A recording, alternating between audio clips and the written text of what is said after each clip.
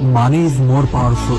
টাকার পাওয়ারটা এত বেশি না, টাকাওয়ালা যেখানে যাবে সেখানেই তাদের দাম সবার আগে। তুমি একটা চাকরি নিতে যাও, লাখ লাখ টাকা ঘুষ দিতে হবে, তাছাড়া তোমার চাকরি হবে না।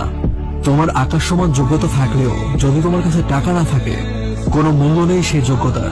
কেউ তোমায় সম্মান দিতে জানবে না। ওই যে বললাম, টাকাই সব। তুমি বিয়ে করতে যাও, আগে বলবে জামাই কি করে, টাকা পয়সা কেমন।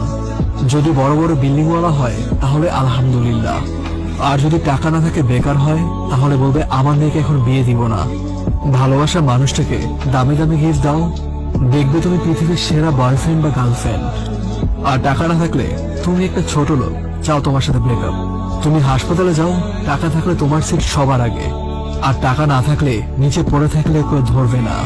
তুমি পরিবারের বড় সন্তান, টাকা না দিলে বলবে আমার ছেলেটা কোনো কাজের না। তুমি শ্বশুরবাড়িতে টাকা খরচ করে যাও, দেখবে সবাইকে সম্মান দিবে। খালি হাতে যাও, দেখবে সবাই ছোট করে এটা ওটা কত কথা বলবে। কোনো অনুষ্ঠানে যাও, সেখানেও টাকাওয়ালারা দামি সিটগুলো দখল করে নিয়েছে।